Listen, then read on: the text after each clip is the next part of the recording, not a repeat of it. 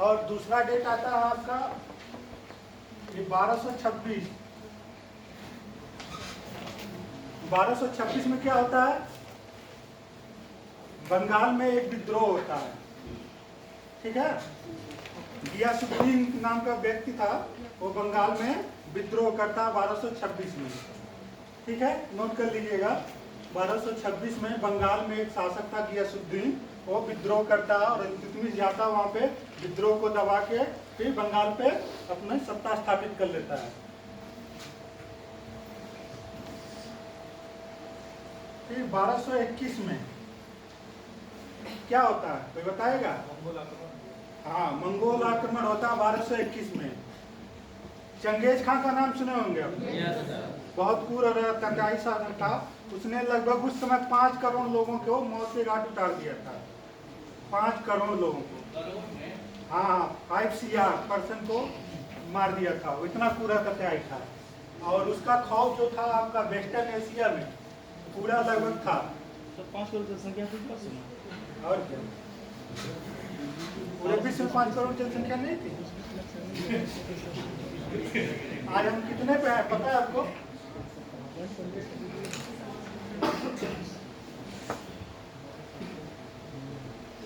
और एक 1215 में एक तो कराइन का युद्ध होता है और दूसरा चर्चनामा का नाम सुने होंगे आप लोग। इल्तुतमिश के काल में ही चर्चनामा लिखी गई थी। इसाक क्या कहते, इसाक नाम का व्यक्ति था कोई, उसने चर्चनामा को लिखा था। इसाक इस्माइल करके, इसाक इस्माइल था, उसने चर्चनामा को लिखा था। इसाक इस्माइल।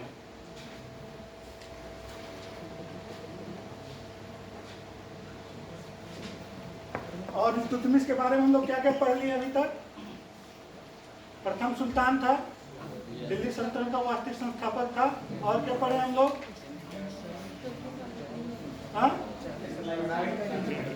तराइन का युद्ध भी लड़ा था और तुर्कों का एकीकरण किया था। और क्या किया था?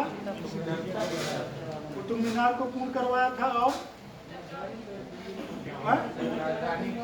राजधानी, हाँ, लाहौर से दिल्ली स्थानांतरित किया था। और हाँ, इकता व्यवस्था स्टार्ट किया था, सिक्के चलाए थे, ठीक है। टका और जीतल का, टका चांदी होता था, जीतल तांबा होता। 176 ग्राम का टका होता था, ठीक है। ये सब हम लोग इल्तुतमिश के बारे में अध्ययन कर रहे थे। कोई बताएगा पूरा इसका डिटेल?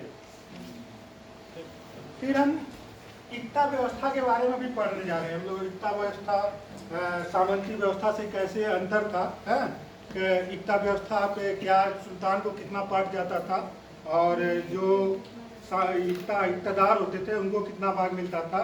फिर जागीरदारी व्यवस्था क्या थी, मनसबदारी व्यवस्था, फिर अस्थायी बंदोबस्त, रैयतवाड़ी, महलवाड़ी, सबका हम तुलनात्मक अध्ययन करेंगे। किस काल में किस शासक के काल में क्या क्या परिवर्तन होता है, ये सब हम अभी चर्चा करेंगे, ठीक है। इक्तदार कौन होते थे, कोई बताएगा?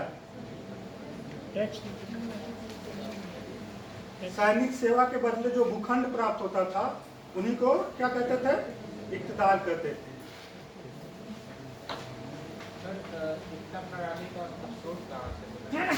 देखिए, स्रोत तो गोरी के काल से आता है और फारस का नाम सुने होंगे, वहाँ से बेसिकली आया था इकता पढ़ाई। और हाँ, इल्तुतमिश तो मतलब उसको पूरा वास्तविक रूप से डेवलप किया था इकता। देखिए आप लोग, देखिए जो सिविल सर्विसेज होता है वो स्ट्रेटजी होती है, मैनेजमेंट होता है। मान लीजिए हम लोग हैं, 2 व्यक्ति हैं और वो राजघाट से आ रहे हैं, ठीक है, नौसर से, हाँ, और एक व्यक्ति के पास साइकिल है, एक कोई व्यक्ति के पास अच्छी मर्सिडीज गाड़ी है, ठीक है।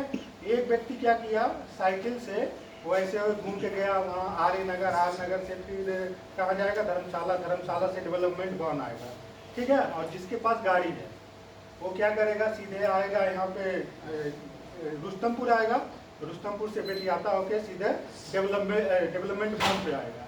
तो बताए कौन सबसे पहले पहुँचेगा? हाँ, क्या किया? मर्सिडीज, उसके पास मर्सिडीज भी है। और अपना रास्ता कैसे चुना?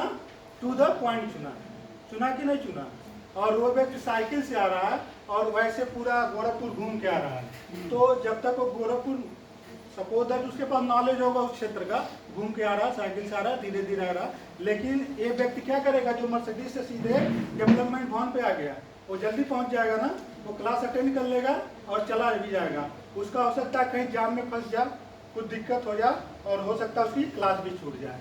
तो क्या है, आप लोग समझ रहे हैं ना, आपको इतना ही पढ़ना है जितना आपके एग्जाम पॉइंट से भी से इम्पॉर्टेंट है।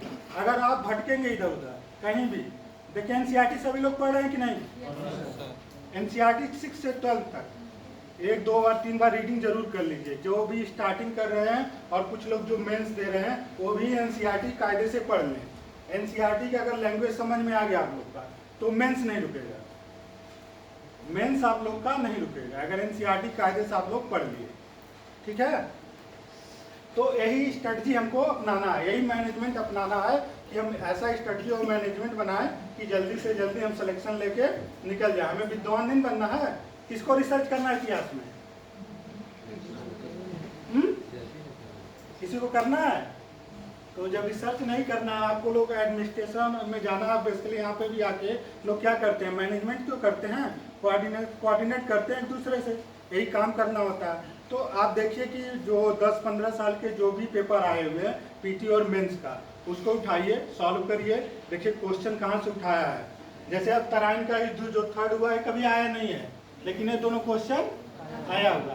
तो मैं जी इसके चक्कर में ये दोनों ना भूल जाए आपको, आप इसके चक्कर में विद्वान तो बनेंगे लेकिन ये आपके दिमाग से निकल जाएगा, एग्जाम के समय निकल जाता है कि नहीं? कितना कोई फैक्ट याद करके रखेगा, कंसेप्ट क्लियर हो जाए वही बहुत बड़ी बात होता है। क्योंकि जब एग्जाम हॉल में लोग जाते हैं तो मेंस में तो कुछ भी याद नहीं रहता है। आप जब पेपर उठाएंगे ना, लिखेंगे, तो आप सोचेंगे कि हम सब रट के गए हैं और हम सब वैसे वैसे उतार देंगे, कुछ भी नहीं याद आता है, इतना प्रेशर रहता है। आप जो समझे रहेंगे, जो सोचे रहेंगे, जो आपका कंसेप्ट होगा, उसी के आधार पे आप मेंस लिख पाएंगे। और पीटी में भी आप लोग देते ही होंगे पेपर, तो जैसे ही बाहर निकलते होंगे, अरे यार ये तो एक क्वेश्चन गलत हो गया, हमको आ रहा था, ऐसा होता है ना, 2-3-4 इधर माइनर मिस्टेक हो ही जाते हैं आते हुए क्वेश्चन, और वही हमारे मेरिट से बाहर कर देते हैं। तो वो चीज़ हमें क्या करते हैं कि ये जो हमारी सोच है, हम पहले तो हम पॉजिटिव सोचना शुरू करें। दूसरी बात हम क्या करें कि जो भी देखें टू द पॉइंट देखें, अभी से हम टू द पॉइंट। और जो आप पहले बात तो पेपर सभी लोग सॉल्व कर रहे हैं ना, पेपर में देखिए क्या जो हम पढ़ा रहे हैं शायद सारे क्वेश्चन मिल जाएंगे, मिल जा रहे हैं ना। तो वही पॉजिटिव थिंकिंग रखिए आप लोग और उसी के अनुसार पेपर को सॉल्व करिए, ठीक है। अब जैसे ईरान फारस को ईरान को किस नाम से पहले जाना जाता है? फारस। ईरान की राजधानी क्या थी, कोई बताएगा? आप लोग बताइए, यही अध्ययन कर रहे हैं, ईरान की राजधानी क्या है? हाँ, कौन बोले इस समय? हाँ, इस समय राजधानी तेहरान है, ठीक है। और मुद्रा क्या है? रियाल पड़ेगा। हाँ, कौन बोला रियाल? वेरी गुड, वो सही बोले, रियाल है। तो ऐसे स्ट्रेटजी से अध्ययन करेंगे तब आपको आईएएस या पीसीएस कोई भी कंपटीशन निकलता है। तो ईरान की राजधानी तेहरान और मुद्रा रियाल है, भारत का नाम तेहरान था। तो इस तरह से सारे चीज़ों को मैनेज करिए और उसके अनुसार अध्ययन करिए, ठीक है। ये डेट आप लोग नोट कर लीजिएगा, हो सकता है पूछ ले। हाँ, हम लोग सुल्तान आजम की इल्तुतमिश उपाधि धारण करता है, वो सब पता है ना। और 1229 में होता है और 1230-31 में बंगाल का विजय कर लेता है, ठीक है। और उसके साथ हाँ, हम लोग एकता व्यवस्था के बारे में पढ़ने जा रहे थे।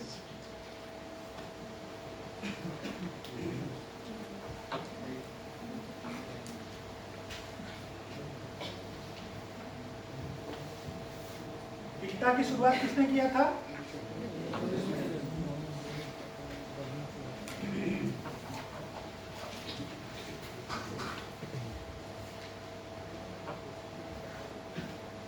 एकता व्यवस्था की शुरुआत किसने की थी? इल्तुतमिश ने।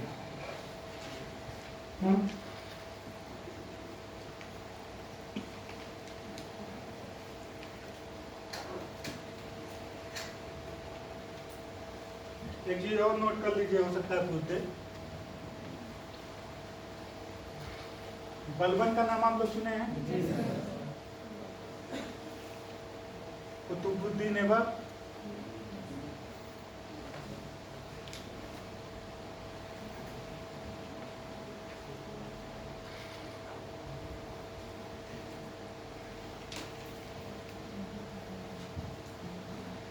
ऐबक जनजाति का था ना?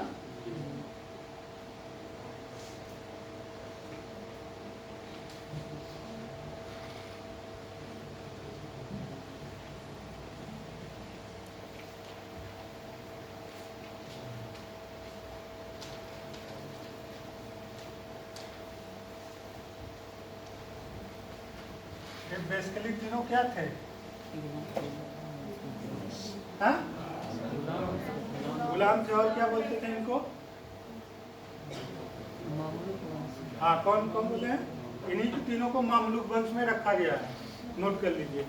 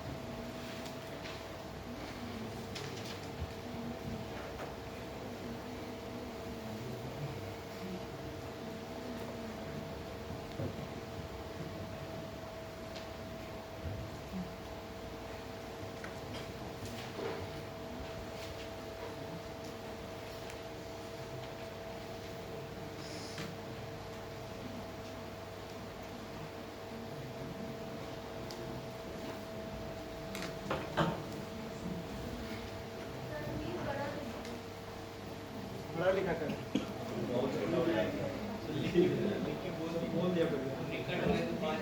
ये जो 20% था सुल्तान के पास टैक्स के रूप में जाता था, और 80% जो होता था ये इक़्तिदारों के पास होता था। ठीक है?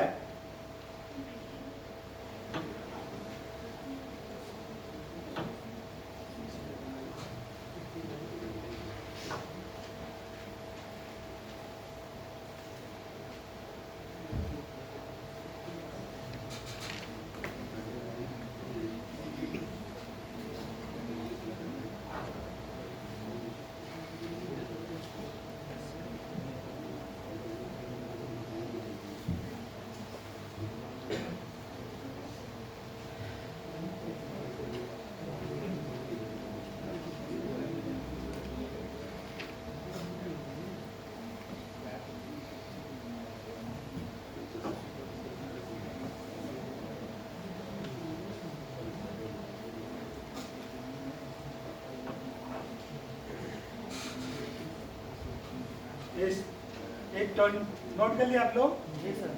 ये 20% जो टैक्स जाता था सीधे सेंट्रल में जाता था, मतलब सुल्तान के पास से कर के रूप में जाता था। 80% जो टैक्स था ये इक़्तिदार के पास जाता था। ठीक है? अब बताएगा कोई कि सामंती व्यवस्था में और ये इक्ता सिस्टम में क्या अंतर हो रहेगा, क्या अंतर हो सकता है? सामंती व्यवस्था इसके पहले चल रही थी ना? सामंतवाद का नाम सुने आप लोग? तो सामंती व्यवस्था थी कि नहीं थी पहले? कोई बताएगा इसमें से? बोलिए। राज्य को दे दिया जाता था। हाँ?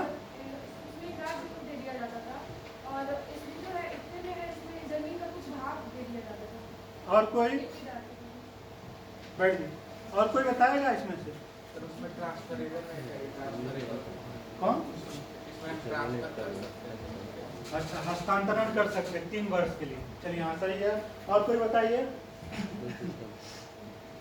सर, इक्ता व्यवस्था को इंग्लिश में क्या कहते हैं? हाँ? इंग्लिश में क्या कहते हैं किसका? इक्ता व्यवस्था को क्या बोलते हैं बताइए आप लोग? इंग्लिश वाले इनको इक्ता सिस्टम ही बोलते होंगे, इक़्तिदारी सिस्टम। सामंतवाद सामंतवाद को कौन इंग्लिश में है? फ्यूडलिज्म, हाँ फ्यूडलिज्म बोलते थे।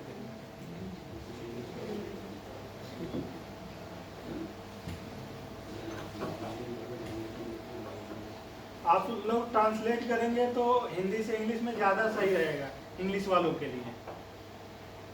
उससे मतलब जो शब्दावली होगा इंग्लिश का वो मजबूत होगा आप लोग का। कोई बताएगा सामंती व्यवस्था में और इसमें क्या अंतर था? सर वो वंशानुगत था, ये सब वंशानुगत। हाँ वेरी गुड, इन्होंने सही बोला। वो सामंती व्यवस्था मतलब एक बार अलाट हो गया, भूदान अनुदान में मिल गया तो मिल गया। इसमें क्या था? इसमें ट्रांसफर होता रहता था, एक दूसरे को सुल्तान की इच्छा पे निर्भर था। वो जिसको चाहे उसको दे, जिसको चाहे उसको न दे। ठीक है, और क्या हो सकता है इसमें? तीनों वर्गों के लिए था, अमीरों के लिए भी था और सोल्जर्स के लिए था, आराम करने के लिए। हाँ ये भी सही है।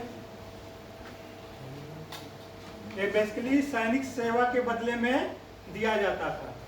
उसमें क्या किया जाता था? जो सामंत होता था, जो मतलब इस फैमिली से बिलोंग करता था, उसको ही अनुदान के रूप में दे दिया जाता था ये पूरी भूभाग को। और क्या हो सकता है? और क्या अंतर हो सकता है? जागीरदारी व्यवस्था का भी आप लोग नाम सुने हैं। खालसा भूमि क्या होती थी, ये सब सुने हैं कि नहीं? आप नाम तो सुने ही होंगे आप। एक खालसा भूमि होती थी ना। जागीरदारी व्यवस्था में क्या था?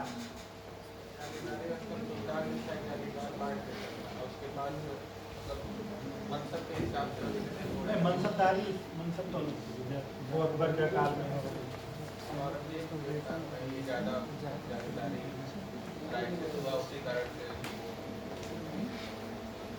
जागीर। इसमें क्या था कि इसमें सुल्तान और इक्तेदार के पास दोनों होते थे। जागीरदारी व्यवस्था में सीधे टैक्स जो होता था वो सुल्तान के पास ज़्यादा था। प्रशासनिक नियंत्रण उसमें वंचित कर दिया था जागीरदारी व्यवस्था में। ठीक है, जो न्यायिक वगैरह कार्य थे वो हटा दिया गया था जागीरदारी व्यवस्था में। ठीक है, तो सामंती व्यवस्था में क्या था कि जैसे कोई सामंत है, ठीक है, तो उसको पूरी भूमि एक ही बार में अलाट हो जाती थी और वो पूरा वंशांगत उसके आने वाली पीढ़ी की पीढ़ी उस पर काम करती रहती थी। लेकिन इसमें क्या था कि जो एकता व्यवस्था था, इसमें जो भूमि अलाट हुई उसमें से 20% सीधे सेंटर को जाता था और 80% इक्तेदार के पास रहता था। इक्तेदार इसमें 80% में क्या करता था? प्रशासनिक व्यय का निकालता था, निकालेगा ना, न्यायिक व्यय निकालेगा, खुद का व्यक्तिगत खर्चा निकालता था और क्या करेगा? डेवलपमेंट का भी काम ये देखता था। तो इक्तेदारी व्यवस्था और सामंती व्यवस्था में यही मेन अंतर था। समझ में आ रहा है ना? ऐसे ही लिखना होगा आप लोग को। ठीक है, अच्छा, रैयतवाड़ी और मालवाड़ी वगैरह का नाम सुने? अस्थायी बंदोबस्त वगैरह का नाम? वो सब क्या थे? वो भी तो एक टैक्स ही थे ना। वो किस प्रकार के टैक्स थे? इससे समानता थी कि नहीं थी? इस व्यवस्था से समानता था कि नहीं था?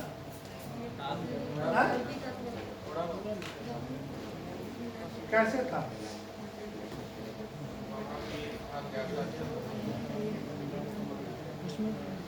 क्या था?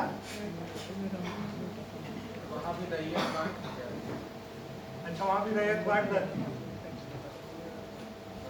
कुछ बताएंगे कि मतलब उसमें सबसे ज्यादा टैक्स किसको जाता था? रैयतवाड़ी में था कि मालवाड़ी में था कि अस्थायी बंदोबस्त में? हाँ? सर मालवाड़ी में तो गवर्नमेंट को जाता था टैक्स अच्छा, सबसे ज़्यादा।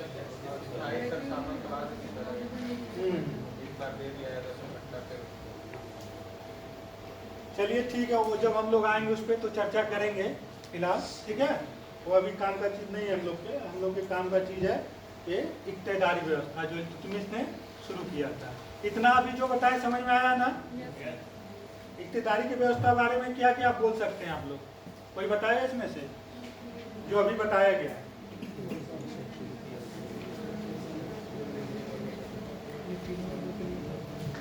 अभी क्या बताया गया इक्तेदारी व्यवस्था में? एक सैनिक मतलब सैनिक सेवा के लिए भूखंड दिया जाता था। चलिए दूसरा पॉइंट बोलिए। हाँ, ये भी बसवंगत नहीं था। Good, very good. और तीसरा पॉइंट,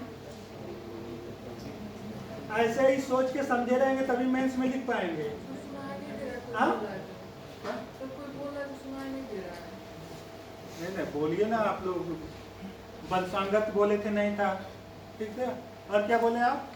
ये भूखंड जो सैनिक सेवा के बदले में दिया जाता था। और क्या होगा? उसमें से वो प्रशासनिक, न्यायिक और प्रशासनिक। हाँ, ये भी सही है। यही सब तो याद रहेगा आप लोग को, लिखेंगे मेंस में। अभी नहीं बोलेंगे तो कैसे लिखेंगे? और बताइए। सुल्तान की इच्छा पर अस्थायी बंदी। हाँ, ये भी सही है। सुल्तान के इच्छा पे निर्भर था, जिसको चाहे आवंटित करे और जिसको चाहे ना आवंटित करे। जिसको जहाँ चाहे वो ट्रांसफर कर सकता था, ठीक है। उसको अगर 3 साल से, जैसे अभी गवर्नमेंट क्या होती है, किसी को डिस्ट्रिक्ट में 3 साल से ज़्यादा रखना चाहती है तो रख सकती है कि नहीं रख सकती है। तो वैसे ही सुल्तान के ऊपर निर्भर था। और क्या हो सकता है?